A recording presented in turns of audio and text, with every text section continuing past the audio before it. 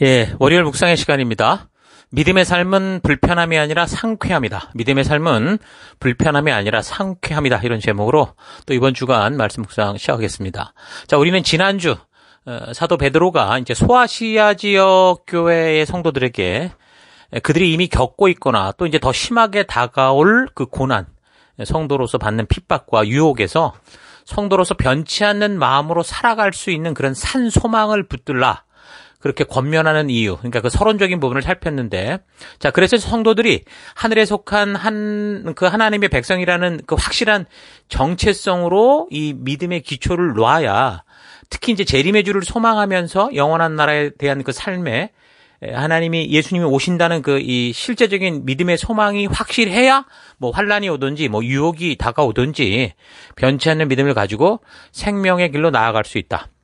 그래서 이제 베드로가 이제 그런 사실을 전하고 있는 것이고, 오늘 우리도 이제 이런 베드로의 말씀을 통해 그런 소망을 붙들어야 오늘 이런 유혹의 세상 속에서도 흔들리지 않는 삶을 살 수 있다는 걸 생각해 봤습니다. 자, 그렇다면 그때 이제 베드로가 말하고자 했던 실제적인 그 소망, 성도가 붙들어야 되는 소망이 무엇이었는가? 세 가지를 살폈는데, 첫째는 참된 소망은 나의 감정이나 느낌이 아니라 성경에 근거한 말씀에 쏘는 소망이다라는 거였고요. 둘째는 잠깐 살아가는 이 세상에서 살다가 썩어질 이 땅에서 배부른 소망이 아니라 썩지 않고 더럽지 않고 쇠하지 않는 소망, 영원한 천국을 향한 소망, 천국에 대한 소망이다라는 것을 살폈습니다. 그러니까 이 세상의 모든 것은 잠깐 후면 없어질 거라는 거죠. 물론 그 잠깐이라는 게 7, 80년이다 보니까 우리가 볼 땐 길어 보이지만 사실 인생을 살아보면 우리가 살아왔던 날들이 그렇게 긴 게 아니라 한순간에 지나가는 것처럼 사실 느껴지게 되거든요.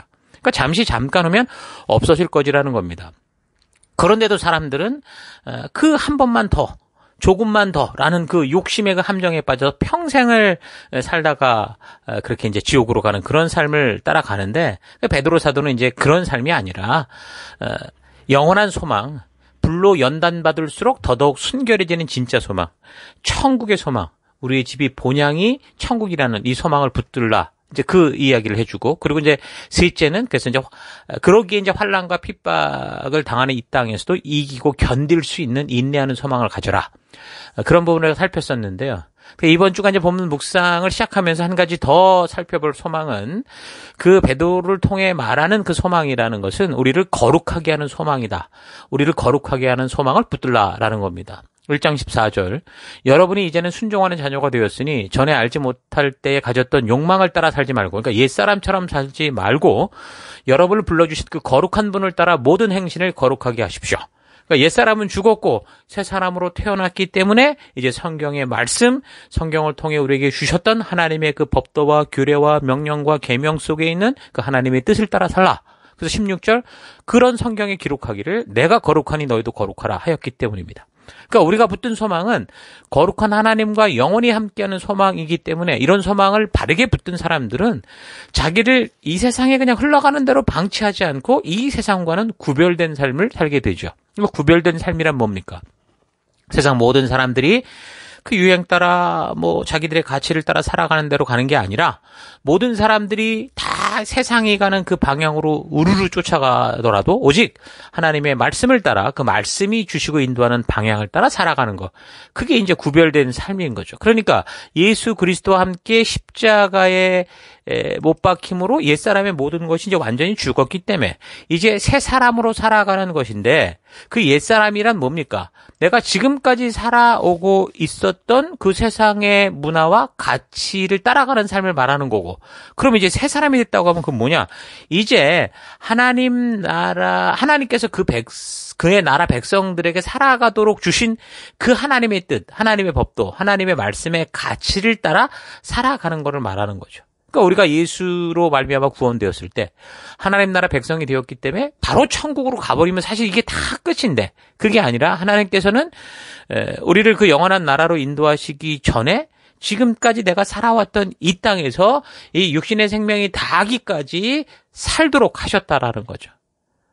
근데 이제 우리가 살아가는 땅이 어둠의 땅이잖아요. 그 어둠의 땅이라면 그냥 어둠의 자식처럼 살아라고 한 게 아니라, 우리를 그 어둠의 땅에서 불러낸 빛의 자녀로 만드셔서 그 하나님의 빛을 비추는 삶으로 살아가도록 그런 사명을 주신 거죠.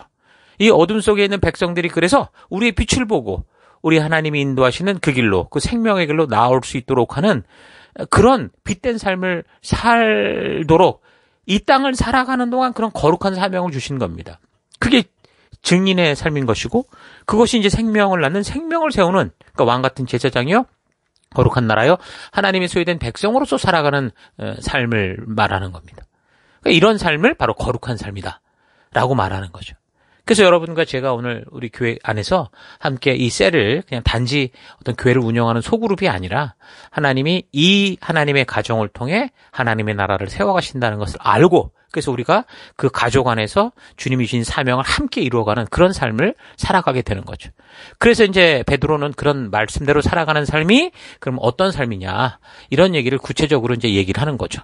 베드로 전후서를 잘 읽어보면 결국 성도들이 살아가는 삶이란 자기의 욕심 따라 자기의 생각대로 그 옛 사람이 살던 그 세상의 가치를 따라 살아가는 게 아니라 우리를 창조하시고 우리를 불러주신 하나님의 뜻, 우리가 옛사람이 죽고 새사람으로 태어났을 때에 그 신의 산 앞에서 우리가 하나님과 언약을 맺을 때에 하나님 주신 그 뜻, 그러니까 교회라는 하나님 나라 속에서 하나님 백성답게 살아가도록 주신 법도 그의 말씀을 따라 살아가는 것, 이런 것을 우리가 알 수 있습니다. 그래서 사실 뭐 이건 베드로 전후서만 이런 얘기를 특별히 하는 게 아니죠. 성경의 모든 선지자들의 외침이었고, 그 예수님도 오셔서 말씀하셨던 게 바로 이런 삶입니다. 그래서 이제 베드로 사도는 뭐라고 말합니까? 1장 16절, 기록되었을 때 내가 거룩하니 너희도 거룩할지어다 하셨느니라 라고 말을 하죠. 그러니까 이 말이 기록된 곳이 어디입니까? 바로 레위기예요. 신의 산 언약입니다. 레위기 11장 45절, 나는 너희 하나님이 되려고 너희를 이집트 땅에서 데리고 나온 주다, 주인이다. 내가 거룩하니 너희도 거룩하게 되어야 한다. 이렇게 말씀하셨고, 19장에서는 1절, 주께서 모세에게 말씀하셨다. 이스라엘 자손 온 회중에게 말해라. 너는 그들에게 이렇게 일러라. 너희의 하나님인 나 주가 거룩하니 너희도 거룩해야 한다. 그러니까 하나님 나라가 세워지면서 하나님은 하나님 나라 백성답게 살아야 되는 그들의 이 부르심을 알게 하는 거죠. 또 20장 26절. 나 주가 거룩하니 너희도 나에게 거룩한 사람이 되어야 한다. 나는 너희를 뭇 백성 가운데서 골라서 나의 백성이 되게 하셨다. 하나님 나라를 만드셨다, 그 말인 거죠.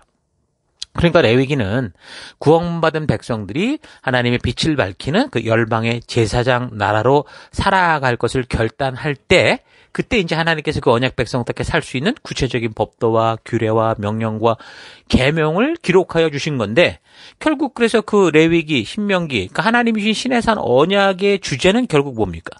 그러니까 저들이 살던 이집트, 이제 또 가서 살아야 될 가나안, 그 세속의 문화와 유행과 가치를 따라가지 말고 창조주 하나님께서 원래 이 땅에 인간을 창조하시며 계획하시고 이루시고자 했던 그 뜻, 그러니까 하나님의 의도와 하나님의 뜻이 담긴 하나님의 법도를 따라 살아가라라는 겁니다. 그래서 이 언약을 지키느냐 또 그렇지 않느냐에 따라서 우리가 지금까지 살펴온 역사가 어땠습니까? 이 세상의 역사가 막 복잡하게 전개되는 그런 걸 우리가 확인했잖아요. 왜 그렇게 역사가 곧게 흘러가지 않고 지그재그로 흘러갑니까? 그게 바로 하나님과 맺은 언약, 하나님의 그 뜻을 따라 살아가기로 한 그 약속을 지키냐 지키지 않느냐, 거기에 따라서 그렇게 역사가 복잡하게 되는 거죠. 그러니까 베드로도 바울도 또한 구약의 모든 선지자들과 목회자들도 바로 이 거룩하게 구별된 하나님 나라 백성답게 살아가야 된다. 우리는 이 약속 속에 있다. 이 언약 속에 있다. 그 백성답게 살아가라 라고 빗나가는 사람들을 부르고 온전한 길에 서게 하기 위해서 보냄을 받은 거죠. 선지자나 사도들이나 그 누구라도. 그래서 거룩해라라는 말은 구별되라, 섞이지 않아, 순수해라, 그런 말이죠. 어디서부터 구별되어야 되고 어디에 섞이지 않고 순수해야 됩니까? 그게 바로 세속입니다. 그 이집트에서, 그 가나안으로부터 우리는 구원받은 사람이에요. 그래서 이 세상의 풍습과 세상의 가치로부터 떠나야 되고, 세속의 이집트로부터, 이 세속의 가나안으로부터 떠나 나와서 저들의 삶의 방법과 가치와 완전히 구별되어 섞이지 말고 하나님이 주신 하나님의 법도를 따라 하나님 나라를 세워가는 것, 그렇게 구별되는 삶을 살아가라는 거죠. 그래서 무엇으로 어떻게 그런 구별되어 섞이지 않을 수 있느냐? 그건 오직 하나라는 거예요. 하나님께서 직접 그 언약 백성들에게 주신 하나님의 말씀, 신의 산 언약, 레위기와 그 레위기가 반복된 신명기에 담겨 있는 법도와 규례와 명령과 계명 속에 담긴 하나님 나라의 가치, 하늘나라 가치관을 따라 살아갈 때 그것을 기준으로 이 땅을 살아갈 때 이 세상과 섞이지 않고 구별되어 거룩한 삶을 살 수 있다라는 겁니다. 그래서 사도와 선지자들의 입을 통해 계속해서 그런 구별된 삶이 어떤 것인지를 우리에게 말씀하는 거죠.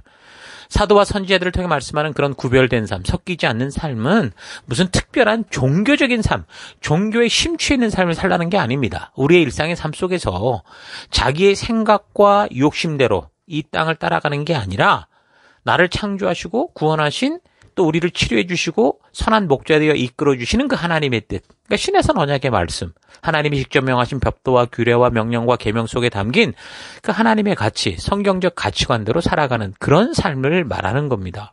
그러니까 하나님과 언약을 맺고 그의 뜻대로 살기로 한 사람들, 그 성도들에게 이건 아주 상식이죠. 아니 내가 이제 죽어서 새로운 나라로 왔다면 그 나라 법도를 따라 살아가야 되죠. 오늘날도 지금 그 아프가니스탄에서 많은 사람들이 구원을 받아서 지금 각자 여러 나라로 갔을 텐데 아마 그 사람들은 그 사람들이 속하는 그 나라의 법도와 그 규례와 가치를 따라 살아가야 될 겁니다. 그거 아주 상식적인 거 아닙니까? 그러니까 믿음으로 살기로 했다면 하나님의 뜻이 무엇일까? 오히려 그래서 더 우리가 궁금해야 되고 하나님의 백성이라면 어떻게 살아야 될까? 이런 것이 우리의 그 어떤 이 호기심이어야 되고 우리의 그런 어떤 그 관심이어야 되고 정말 귀한 알고 싶은 소망이 되어야 되는 거죠.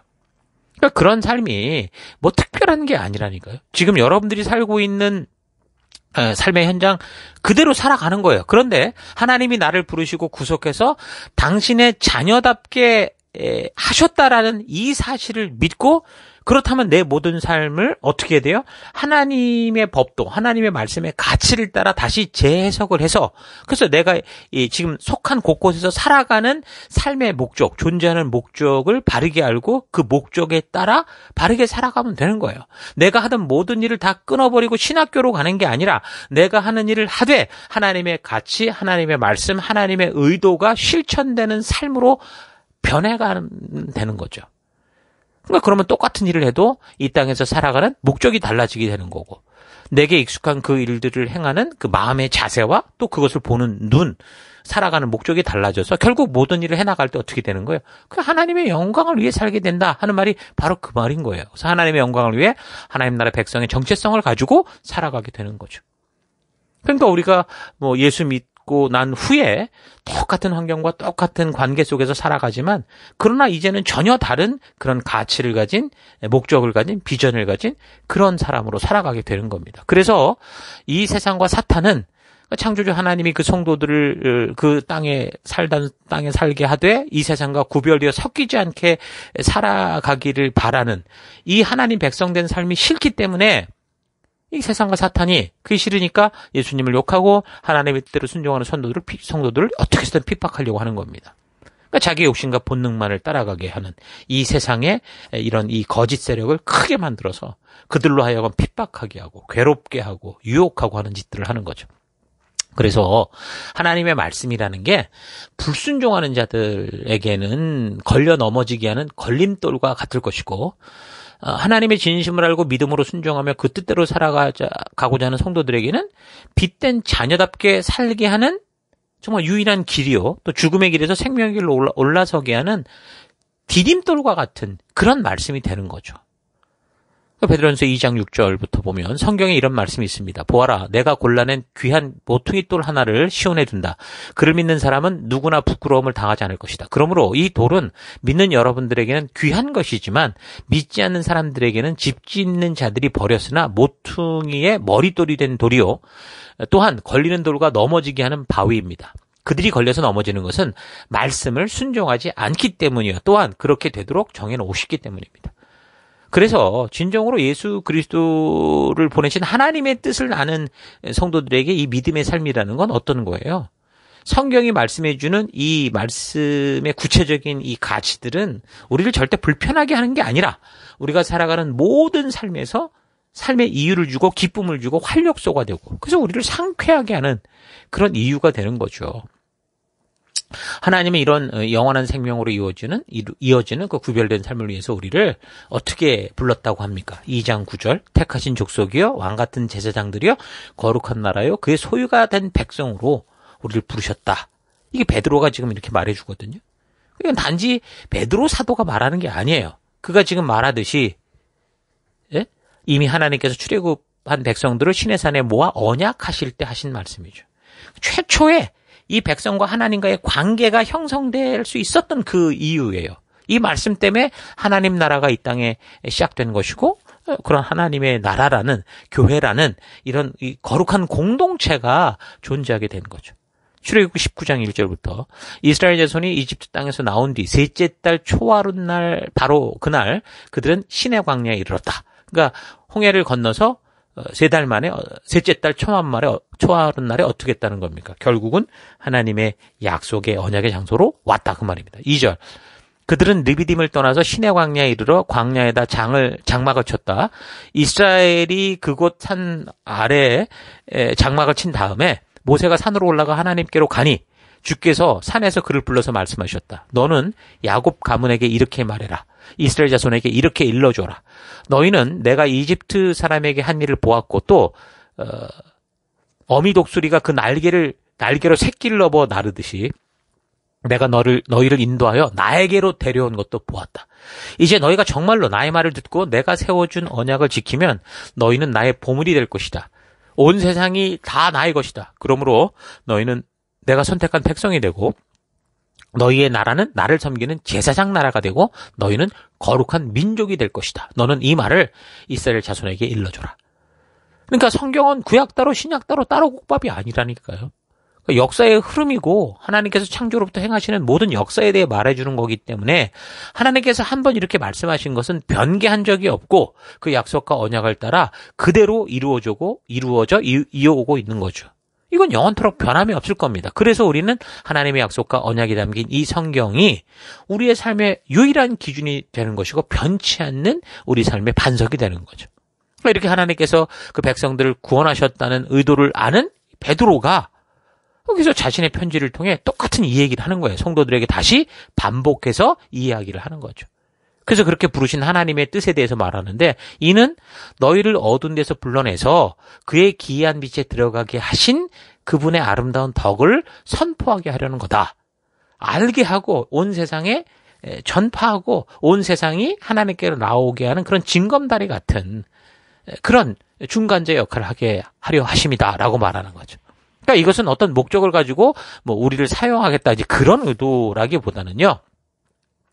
우리가 하나님께서 값없이 주시는 은혜로 이 하나님의 백성이 되는 기쁨을 누렸다면 그 하나님 나라 백성된 기쁨과 영원한 생명을 향한 그 축복된 길을 너희가 즐거워하고 이 기쁜 소식을 전하는 자가 되어달라는 거죠. 되어달라도 아닙니다. 이 기쁨을 가지고 살아가면 너희의 사는 이 모습을 보고 어떻게 하는 거예요? 세상이 그 빛을 보고 나올 거다 얘기를 하는 겁니다. 그래서 하나님의 법도의 정신을 따라 살라는 거죠. 사람들은 평소 그 마음과 생각에 가득 차 있는 것이 겉으로 드러나기 마련이잖아요. 걱정이 마음에 가득 차 있으면 얼굴에 수심이 드러나는 거고 기쁨이 마음에 가득 차 있으면 얼굴에 그 기쁨과 뭔가 흥분해서 즐거운 모습이 드러나기 마련인 겁니다. 그런 것처럼 성도라면 하나님의 말씀의 가치, 하나님의 약속, 하나님의 이 분명한 이 하나님의 이 말씀이 가득 차 있어서 우리의 삶의 기준이 되어 있다면 저절로 드러나는 그 성도로서 살아. 무슨 일을 하든지 간에 내가 어떤 일을 하든 간에 하나님이 원치 않는 일들을 하지 않을 것이고 하나님께서 원하는 것들을 향해 가겠죠. 내가 너희를 구원했으니 이제 나를 알리는 영업사원으로 살아라. 그런 어떤 목적을 준 게 아니라 정말 주님이 부르신 그 뜻을 알고 그 마음을 알고 그 부르심을 따라 살아가라. 그 기쁨을 따라 살아가라. 그렇게 말하는 겁니다. 그러니까 우리의 신앙의 시작에서부터 나를 위한 하나님이 존재하느냐 아니면 하나님의 영광스러운 뜻대로 부름받은 내가 하나님의 뜻을 따라 살아가느냐 이 바라보는 이 가치를 따라서 신앙의 삶은 완전히 천차만별의 다른 길, 극과 극이 되는 거죠.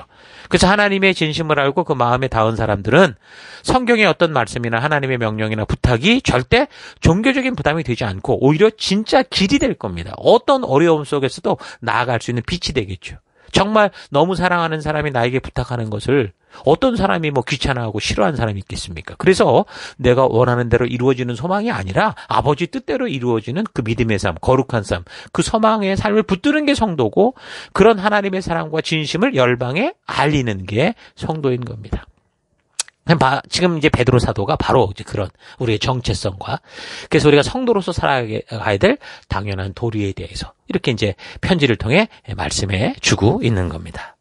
자, 오늘 하루 나는 주 안에서 걷는 이 믿음의 길을 말씀에 근거하여 내가 누구인지 알기에 정말 즐거워하고 기쁨으로 걷고 있는지 아니면 그저 종교적인 일을 하는 종교인으로서 억지로 일요일이 되거나 뭐 셀 모임이 있는 날에 끌려나가서 전능한 신에게 밉보이지 않거나 또는 내가 당장 필요한 것들을 얻어내기 위해서 대충 시간을 보내고 있지는 않은지 좀 깊이 생각해 보십시다. 하나님을 진심으로 사랑한다면 그 사랑하는 하나님께서 내게 부탁하신 영혼들을 만나고 바르게 이끄는 이런 일들은 그러니까 생명을 낳는 생명을 세워가는 이 성도의 존재의 이유는 우리의 기쁨이고 즐거움이지 결코 나를 불행하고 괴롭게 하고 억지로 해야 되는 짐이 되지 않는다는 겁니다.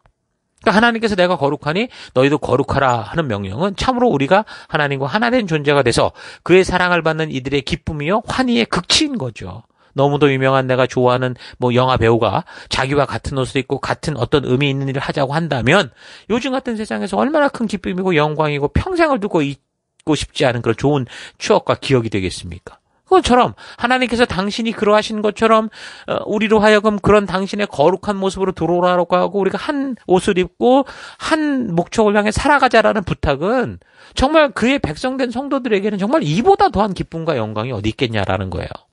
이 사실을 우리가 기억해야 되죠. 그래서 하나님의 사랑을 하는 이들에게 믿음의 삶이란 결코 불편함이 아니라 살아가는 모든 일에 기쁨을 주는 활력소가 되고 삶의 이유가 된다라는 거. 여러분 이 사실을 절대 잊어서는 안 됩니다. 여러분은 어떻습니까? 하나님과 동행해 살아가는 것이 불편함입니까? 기쁨입니까? 여러분 정말 이것은 우리가 깊이 생각하고 정말 자주 생각하고 반복해서 생각해야 될 일입니다. 그게 뭐라고 말합니까? 2장 9절 여러분은 택함을 받은 민족이요 왕의 제사장들이요 거룩한 국민이요 하나님의 소유가 된 백성입니다. 그것은 여러분을 어둠에서 불러내어 그의 놀라운 빛 가운데로 인도하신 분의 업적을 여러분이 선포하게 하려는 것입니다. 여러분은 전에는 하나님의 백성이 아니었지만 지금은 그분의 백성이요. 전에는 자비를 입지 못한 사람이었으나 지금은 자비를 입은 사람입니다. 사랑하는 여러분, 나는 나그네와 거류민 같은 여행자 같은 여러분에게 권합니다. 영혼을 거슬러 싸우는 육적인 욕정을 멀리하십시오. 그러니까 우리가 하나님의 택한 백성의 의미, 이 의미를 분명하게 말해주고 우리를 부르신 그 하나님의 뜻을 알게 하는 거죠. 그래서 우리가 이런 하나님의 택한 백성된 의미가 무엇인지를 바르게 알아서 우리의 정체성을 바르게 깨닫는다면 이 땅에서 나그네와 같이 사는 이 삶이 어렵지 않을 것이고 나그네이니까 의리의리한 집을 가지고 살아가는 것이 부럽지 않고 단지 하루 그냥 평안히 머물 수 있는 곳이라고 생각하게 될 겁니다.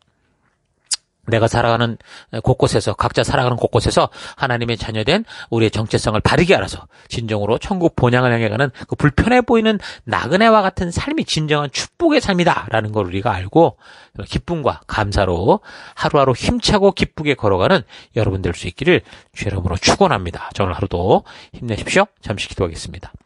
하나님, 지옥을 향해 가는 이 세상을 목적으로 살아가던 나를 구원해서 천국이 본향이 되게 하셨는데 이 땅에서 나그네된 삶이 아니라 오히려 더 이 세상의 목적이 되어 이 세상을 목적으로 살아갔던 삶을 회개합니다.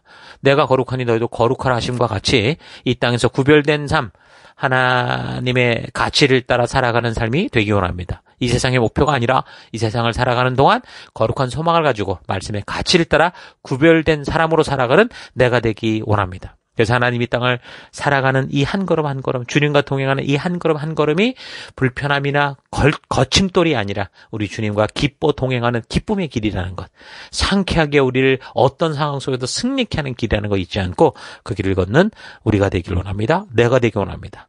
그 길 가운데 함께 하시고 동행하신 여호와 하나님 감사드리고 예수님 이름으로 기도했습니다. 아멘.